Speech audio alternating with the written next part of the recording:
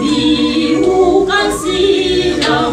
muki mwana tyame tela mese salukya mbunza nzambi tusalile salukya nzambi mukeleka mukeleka mukeleka tusalile salukya nzambi mukeleka enza yambi bamba ngitwa fuluzwa tusalile salukya nzambi mukeleka mukeleka mukeleka tusalile salukya nzambi mukeleka enza yambi bamba ngitwa fuluzwa bubukyame muza pia mwana pia Mungu sana Zamera biso papa simuke mbao kiangani ya mbona sini borusi na bali mwasi na masumu na kukate kobela bakongo na bino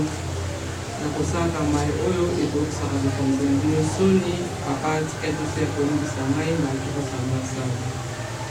libisa batata libisa bamama libisa bana oyo tokoti katikati na lupango na oyo ya kule na mokomo elo semaine mobimba totambo ndenge ezalaki mposa ya mitema na biso kasi lelo toye epai na nzambe na biso okoka kolibisa biso po ete oyoka mayemanso tokosenga mokongo lelo tozonsi merci mpasi mokima okiangani nandingo bateli biso semaine mobimba totamboli tolie tomeri toliati papa osi koepargne biso na danger nyonso molini ya satane tomoni mokomo lelo mokomo yenga mpasi mokima okiangani opesaki biso 6 jours tosala mayemanso ya moposa 7e jour ezali ya mpasi mokima okiangani yango wana biso bana yo totiki nyonso oyo ezalaki misala na biso toyembango na ngomba kopesa okembo mpe mokumu mpe kokanga mokomo lelo toyembango na ngomba basali ya pamba koyoka liloba na yo omba te na mokili oyo ezali bapaya likolo moko ya pasi nde ezali kobola biso toyembango na ngomba kotikela baproblème na biso oyo ezali kobimisa biso osusu azalaki na se ya mokili oyo oleli mpasi mokimba okianai okanisela biso bana yo kolanda nzoto bino ya molimo toponi moko akolesa biso na mokongo lelo papa ya ezali kobele moto kosalama ya kosalaka na se ya mokili oyo tema ya makolo na ye oyo bakanisaki na monoko na ye oyo akoteya biso katikati na mokongo lelo ebelisa biso libato te kasi se ya loba esika kotanga mikanda minei to 4 na journée lelo kotanga na Somme 150 verset 1 à 2 to banzembo kotanga na zona ndeko zone na Exode 21 à 17 kotanga na Proverbe to Masese chapitre 1 5 à 7 comme toleka na référence na biso ya Marco chapitre 6 verset 1 à 7 verset 1 à 2 Banzembo chapitre 150 verset 1 à 2 Mutu ya mukanda elobi bosanjola Yawe soki tomoni tokotanga na kombo misato ya bulo Otoko 1 2 Otoko ta omboka ya bule Tomi petola petolingana Maema somba jali kote ya biso Tosimba tosalela poto longa Otokota komboka ya bule Tomi petola petolingana Maema somba jali kote ya biso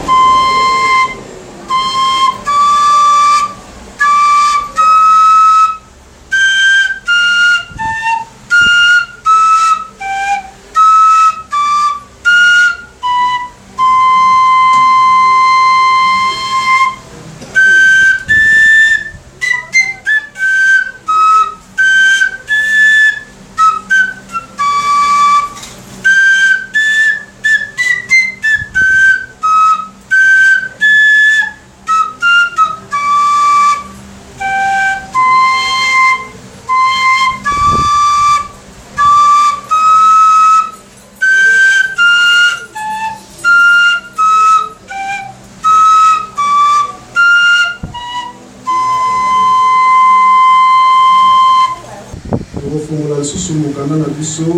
ya Tata Nzambe. Sikoyo tokotanga na mibeko zomi. Tokotanga na Exode 20, verset 1 à 17. Botika koima ima bobanga elokote Isengo na bino ejali ya ilibera Oyonzanya monisela bino mutakala Ata komika katanwe jali konyokola bino bana Bokolonga Ata komika katanwe jali konyokola bino bana Bokolonga Otika koima ima bobanga elokote Bisengo na bino ejali alibera Oyonzanya bondisela bino mutakala Ata komika katanwe jali konyokola bino bana Bokolonga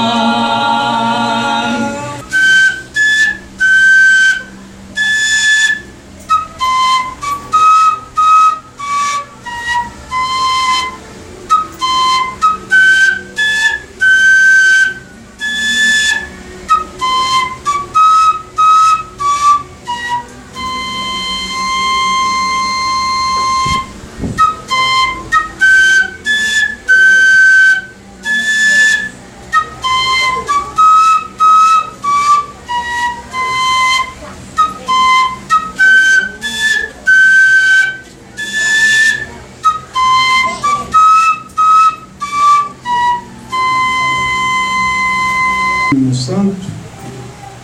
Sukomi na ngoma na biso tolelaka epai ya Tata Nzambe. Tomoni mokili eza koningana maladi ya ndenge na ndenge.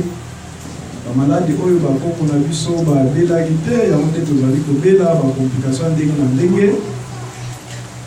Na likolo ya mesa mpe toza na message mama Fatima mpe aza na hôpital tokosana ye te.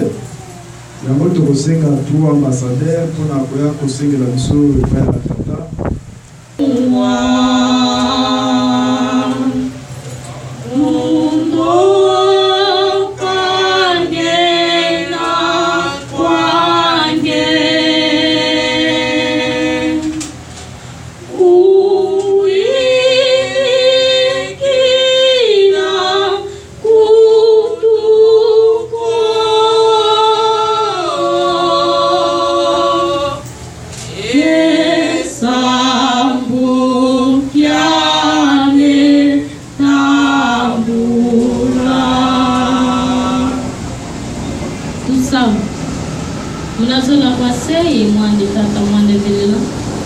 Tata Nzambi, Seigneur Fumwetozo Kristo, Tata Mwanda. Papa Simon Kimbao Kiangani,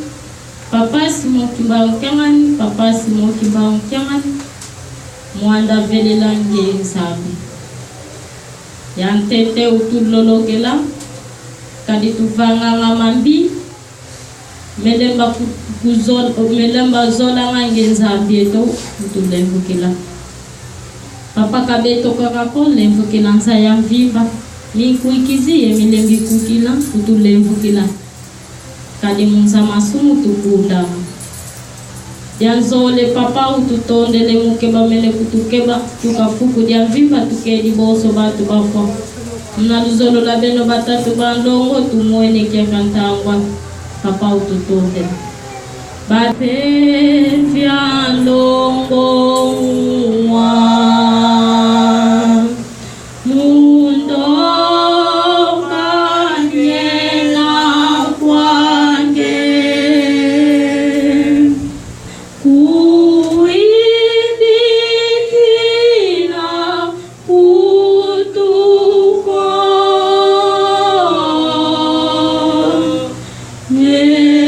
Sambu kiande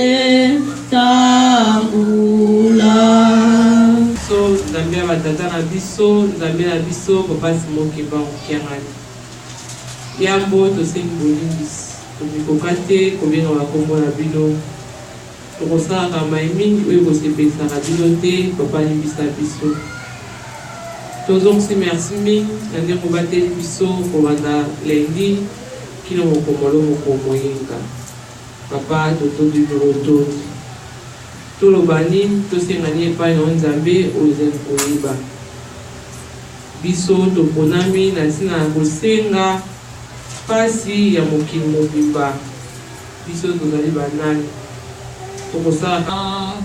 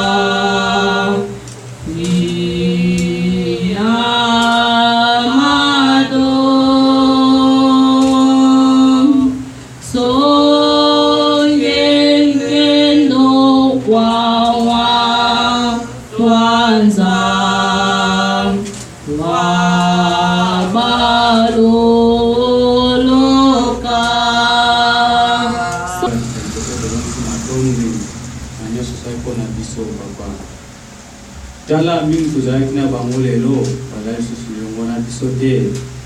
kasi likozongisa molimo epai na yo kasi biso soki tozali ti mokolo ya lelo papa ezali mawa na yo nde likolo na biso papa tozongisi matondo na nyonso osali mpo na biso papa limbisa biso na mabe tokosalaka mokili tozali ezali ya masumu mokili ya pasi mpe ya mawa papa kotala mabe na biso te limbisa biso batelaka biso bisika nyonso tokotambolaka papa oyoki losambo ya bamama oyoki ya liboso mpe ya mibale papa yambo biso tosenga yo oyebaki deja nyonso papa oyo tosengi na oyo tobosani kasi yo oyebi papa salela biso oyo elingi yo papa yo otindaki biso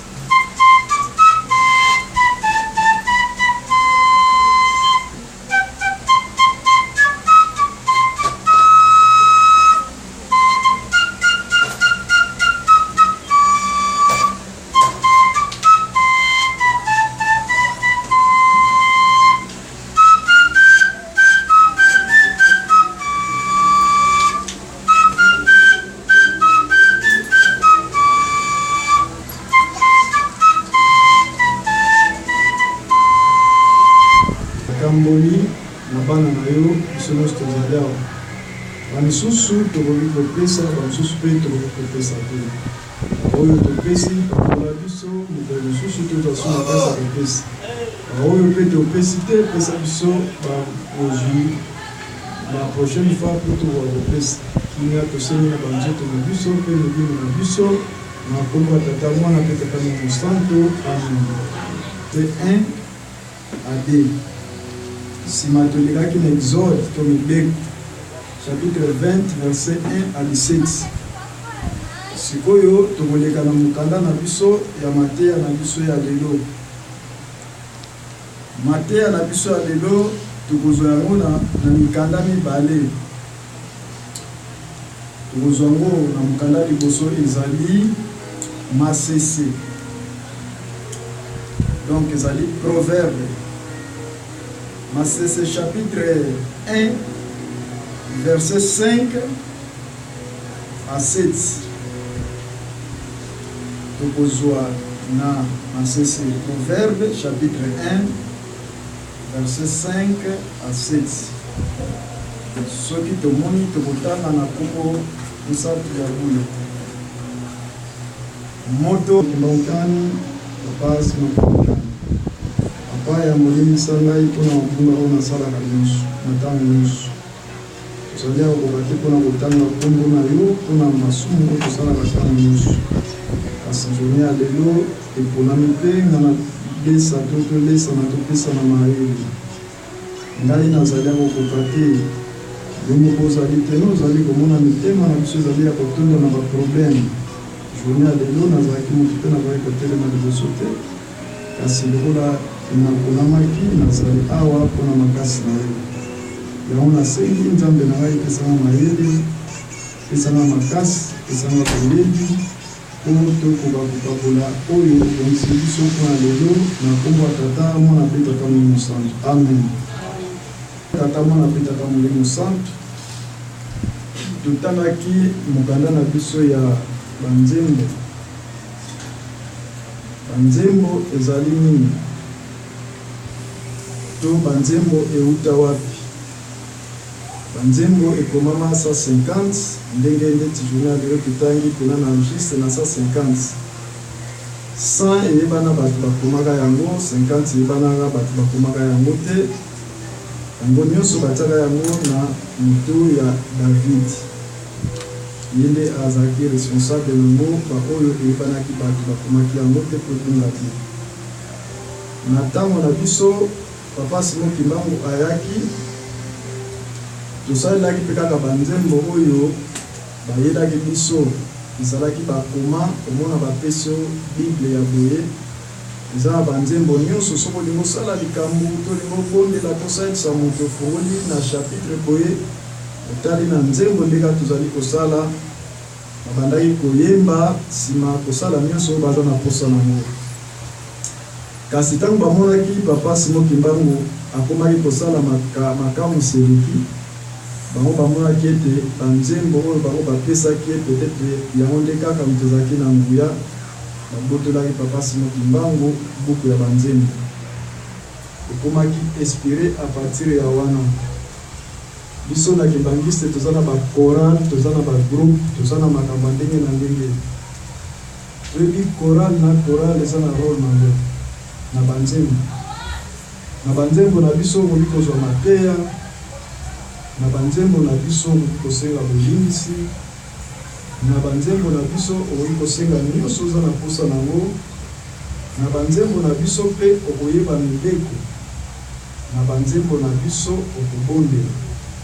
ndenge tolobi koyeba ezali kobondela ya mibale yango nakanisi soki oza na ndako toza partout kolobango ntango nyonso ozwi nzembo na yo oyo nyonso yo oyebi obandi koyeba no na sa motema likanisa mabe ekoki koyela yo naza sire okoka kopratike yango te pamba te ozali koyemba esika olobeli papa Simon Kimbangu kiangani na nzembo okoka koyeba lisusu liloba mabe te yango nde bapesa biso chance bakimbangisi toza na nyonso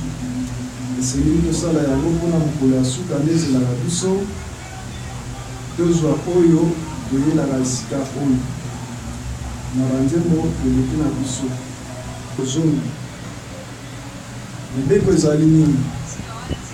Mibeko ezali nzela mibeko ezali adresse oyo bapesa biso chaque fois etangamaka plusieurs fois par semaine ntango mosusu toloki kotanga kutu banombre de fois te pamba te na bamatanga eglise atongo bafeti batangaka yango samedi so tozalaki na bafeti mibale na semaine bakotanga yango mpe plus de nombre oyo ezalaka na semaine tongo mpo mibeko ezolakisa biso ke esika nini tozali esika nini towutaki esika nini tokokende mibeko ezoexplike biso ke génération oyo elekaki basalaki nini mpona balonga te mpona balonga te na mibeko kaka nde ezali kopesa biso attention ndenge moto soki azobongama azokende kosala défense ya likambo nyonso ayebaka no esika nazokende funa mima boye mpo nakoka koloba bitumba nde na mibeko bayebisi biso nyonso toza na posa nango na mibeko mpe tozali koyebaki tozali 4e génération na ntango ya kala mibeko oyo bapesaka yango epa nkolo Yesu te nkolo Yesu mpe akutaka mibeko oyo bapesa yango epa bana Israele Kolo Yesu ntango akomi lokola libota oyo eza na oka na yango muteka ya Israel mibeko Kolo Yesu ntango aye alongola te abandeli na ye kaka abandeli kaka mibeko oyo akutaki oyo abana Israel. Papa Simon Kimbangu ntango aye alongoli pete abakiste alobi libota ngo ya Israel ezali biso abandeli kaka mibeko oyo. Esika na nde tozokoka korekonetre ke non biso nde tozali bana ya Israel ezali biso tozalaki bamikuwa ndenge papa Daniel alobaka tozalaki na biso bato te tozalaki mikuwa Nzambe arenovele biso na 400 ans oyo tozalaki ke bakamwaki bamoni mama wana mwana mwasi elenge mwasi moko boye soki otali na likolo na chapitre 5 côté à chapitre 6 dès qu'on a basifie moto balobelaki ezalaki elenge ya mwasi makamwe azongi na mboka na ye penza oyo natal akomaki koteya me makambo bandaki koteya ezalaki ya bwanya bato babandaki koyoka ete bazokamwa mpona nini makambo oyo ya bwanya boye epesameli na mutu oyo yazanga na etina mpona nini azali kosala makamusi ya makasi boye mikolo oyo ezali badate na biso bamwa na biso ya fete samedi ezali le 27 avril tozali na fete na biso molulu na biso ya le 27 avril ezali date na biso ya mama Mwilu oyo azalaki mwasi ya papa Simon Kimbangu ye abotamaki na le 7 mai 1880 wana ezalaki mbula abotamaki toyebi misala nini mama Mwilu asalaki ntango Kolo Yesu ayaki epai ya papa Simon Kimbangu kosolicite po apesa ye mokumba ya mokili oyo Kolo Yesu aye akutani na papa Simon Kimbangu. Papa Simon Kimbangu apromettre mama Mwilu tozoyamba Yesu ndenge babande kobengela ye tozoyamba Jésus. Mama Mwilu akambo tozoyamba Jésus mutu munene ko yo yebani ndenge na bite ngoma kaka lelo lambela ye fumbwa Kolo Yesu akoya lelo tokosolola. Mama Mwilu alobi problème ezate abondisaki wana ezalaki na kambo abondisi Kolo Yesu aye asololi na papa Simon Kimbangu. Kolo Yesu azongi tango azongi janenga na okoka te mokili oyo eza na makambo mabe boye nga nazala natambusa yango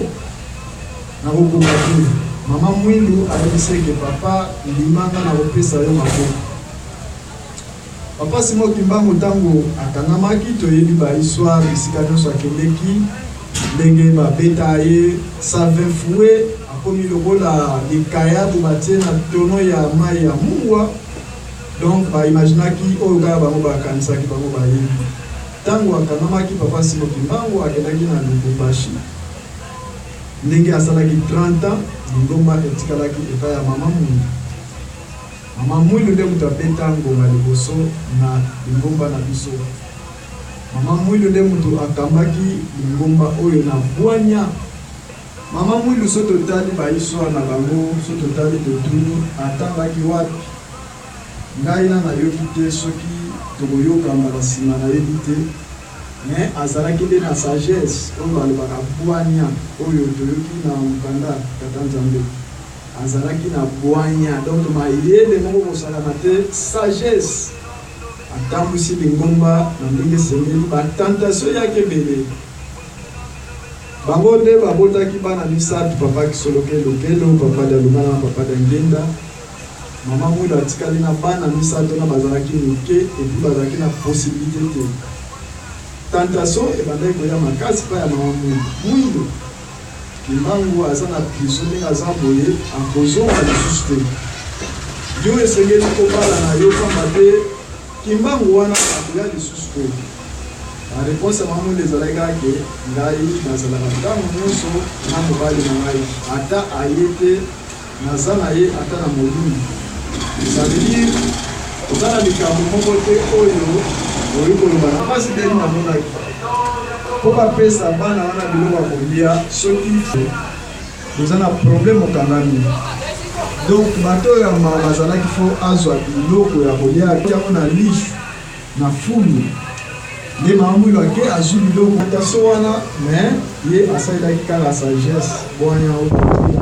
okama mpona nini mayele to bwanya makasi na mwasi oyo epuis makambo oyo azali koteya ya makasi boyaki bonzambe azwi yango wapi wana ezalaki baorientation ya papa Simon Kimbangu pamba te mama mwilo alobaki endimaka na kopesa yo maboko yango esengeli na biso nyonso tozali bana ya mama mwilu bamama bazali bamama mwilu tozala lokola mama mwilu ezali mpasi kokoma esika wana kasi nzambe ayebi ndenge asalelaka makambo na ye ntango ozali komeka ye apakisi yo oyo ozangi pamba te motu moko te peut-être akolobake nonga mpenza 100%, mais nzambe mpe abosanaka nyonso wana te ayebi moto tozali ezali ya masumu nde esengeli tomeka tozala mitema ya boboto pamba te mama mwila azalaki motema ya boboto ntango akokaki kozwa mwa makoki ya mwa moke ndenge bavivaka na bamboka mwa bilanga soki baye mpo bakanga mama mwito bakanga bana bato baye kokanga bango avandisi bango apesi bango kiti bino nalambela bino nini alambeli bango bande basilisi bon kosala likambo boyini wana ezolakisa bwanya mpe mayele ya kotambusa makambo ya tata nzambe mama mwilo azalaki nde moto akanda te okobeta ye mbata ndenge mpona baloba kobeti koto oyo apesi yo koto oyo pamba te ayebaki nyonso ezali na ntina te toboleza notre Père qui est sur ciel, que ton nom soit sanctifié, que ton règne vienne, que ta volonté soit faite sur la terre comme au ciel. Donnez-nous aujourd'hui notre pain quotidien. Pardonnez-nous nos offenses comme aussi nous pardonnons à ceux qui nous ont offensés. Ne nous invite pas à la tentation, mais délivre-nous du mal, car c'est à toi qu'appartient dans tous les siècles la règne, la puissance et la gloire, au nom du Père et du Fils et du Saint-Esprit. Amen. Le Seigneur nous aime.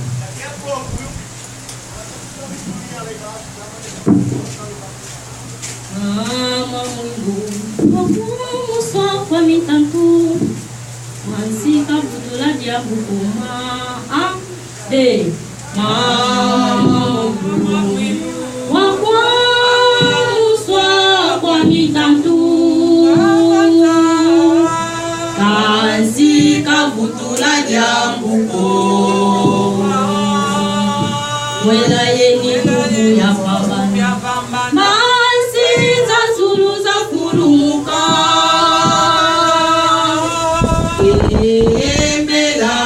Kembelanga mama mwilu wakumuswa kwa mitatu kansika butula jambuko mwela yeni ya pambana masi za sulu za kulumuka